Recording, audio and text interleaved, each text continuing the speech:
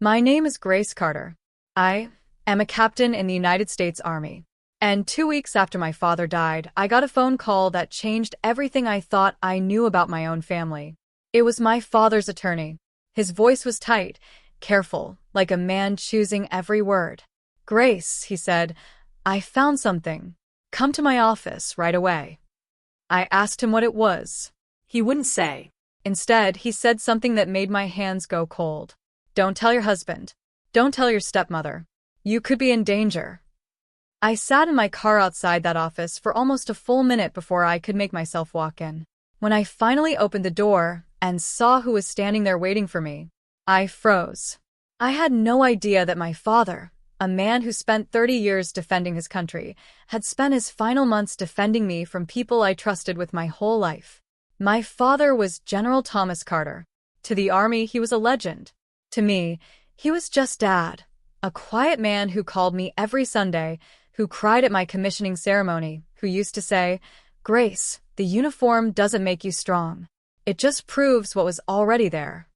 After my mother passed away when I was in college, my father remarried. Her name was Diane. For years, I tried to accept her. She was polished, always smiling, always saying the right things at family dinners. My husband, Mark, got along with her instantly, a little too instantly, looking back. Mark and I had been married for 6 years. He worked in finance, handled our money, handled everything really. I trusted him with my life the same way I trusted the soldiers standing next to me in the field. That trust was about to be tested in a way I never saw coming. My father had been sick for almost a year. Heart failure.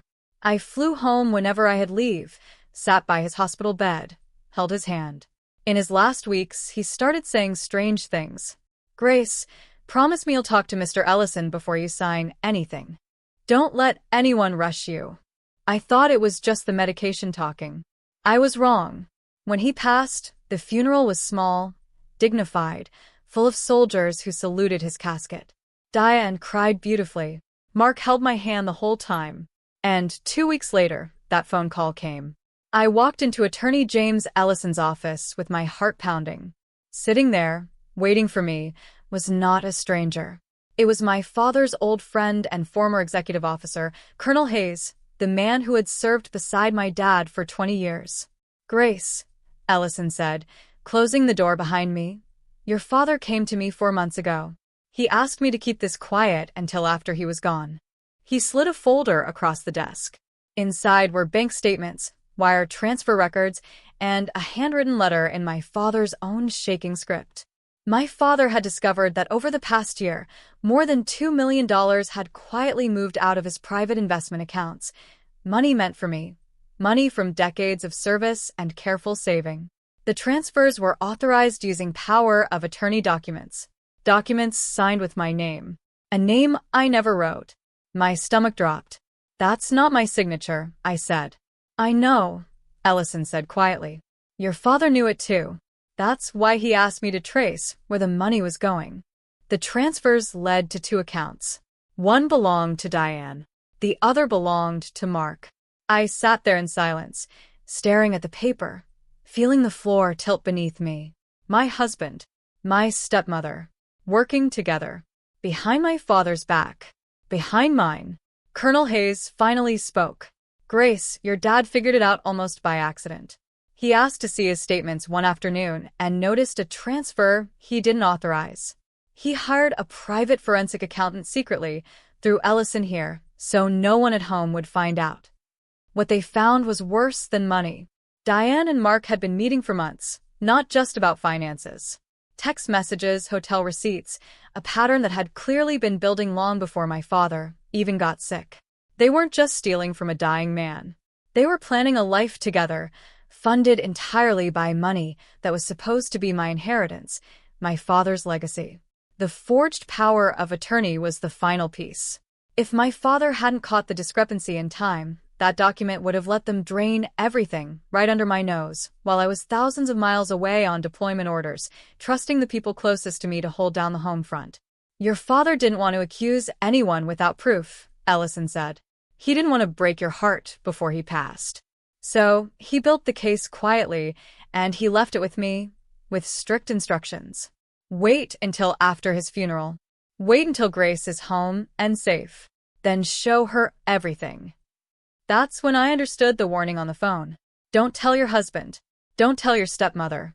Because for months, my father had been protecting a secret so they wouldn't find out he was onto them, and if they realized the truth was surfacing before the case was airtight, they might destroy the evidence. Or worse, come after the one person standing in their way. Me. I didn't cry. I didn't scream. I felt something colder settle into my chest. The same steady calm I feel right before a mission briefing. My father raised a soldier. And soldiers don't fall apart. They plan. What do you need from me? I asked Ellison. He explained that everything was already prepared: forensic accounting records, forged signature comparisons from a certified document examiner, and bank surveillance footage showing Mark himself walking into a branch to authorize one of the transfers in person. My father, ever the strategist, had built an airtight case before he ever said a word to me. But there was one more piece missing: a confession. Ellison believed if Mark and Diane thought they'd gotten away with it completely, they'd slip. People who think no one's watching always do. So we set a trap. I went home that night and acted like nothing had changed. I let Mark comfort me about missing Dad. I let Diane call and coo about how strong I was being. Meanwhile, Colonel Hayes quietly reached out to two of my father's old military contacts. One, a retired Army CID investigator, and another, a family law attorney who specialized in elder financial abuse and forged estate documents. 3 days later, I told Mark and Diane that the attorney wanted to formally read the will, a routine meeting to close things out, I said. I watched Mark's shoulders relax with relief. I watched Diane's smile return, easy and confident, thinking whatever my father may have known died with him. They had no idea Ellison's office had already filed a fraud report with the state and looped in a detective. They had no idea the reading of the will I invited them to was actually the room where everything would finally come out into the light. We all sat around Ellison's long conference table, me, Mark, Diane, and Ellison at the head. He opened with the standard language of a will reading. Diane dabbed at her eyes with a tissue. Mark reached over and squeezed my hand like the loving husband he'd always pretended to be. Then Ellison paused, closed the folder, and said, "Before we continue, there's something else your father wanted addressed first." He turned the projector on. On the screen appeared bank statements. Then the forged power of attorney. Then, side by side, my real signature and the shaky forgery that didn't quite match. The room went silent. Mark's hand went cold in mine. "Grace," Diane started. "I can explain." "You don't have to explain it to me," I said. "You can explain it to them." I nodded toward the door, where Colonel Hayes opened it, and the detective stepped inside along with a forensic accountant. Mark stood up, so fast his chair nearly tipped over. "This is insane. This is a misunderstanding." The detective simply held up the branch surveillance photo of Mark signing the fraudulent transfer form, his face clear as day on the timestamp. Mark's mouth opened, but nothing came out. Diane tried to bolt for the door.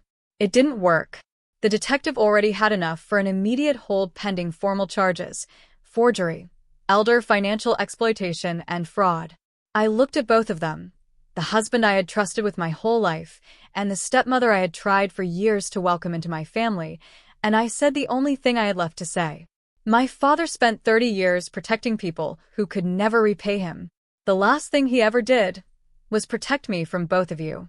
In the months that followed, the case moved through the courts exactly the way my father had built it: clean, documented, undeniable. Mark faced serious fraud charges and lost his job, his reputation, and eventually our marriage. I filed for divorce the same week the charges were filed, and this time there was no forged signature standing between me and what was rightfully mine. Diane's plea deal required her to repay every stolen cent, funds that Ellison made sure were restored directly into the estate my father had built for me. The house Diane thought she'd inherit went instead to a scholarship fund my father had quietly planned for the children of fallen soldiers, a plan Ellison revealed had been in my father's will long before Diane ever moved in.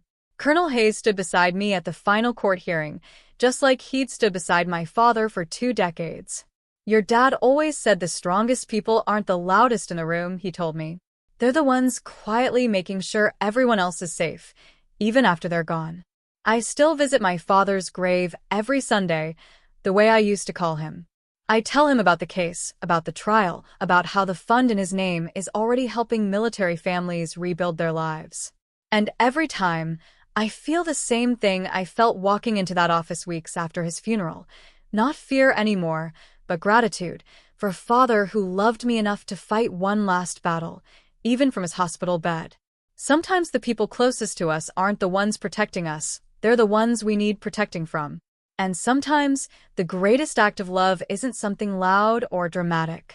It's a quiet man, running out of time, spending his final months building an unbreakable case just to make sure his daughter would never be left defenseless. My father taught me that real strength isn't about winning the fight everyone can see. It's about the battles you fight in silence, for the people you love, long after you're gone. If someone in your life has ever tried to protect you without saying a word, call them today, while you still can.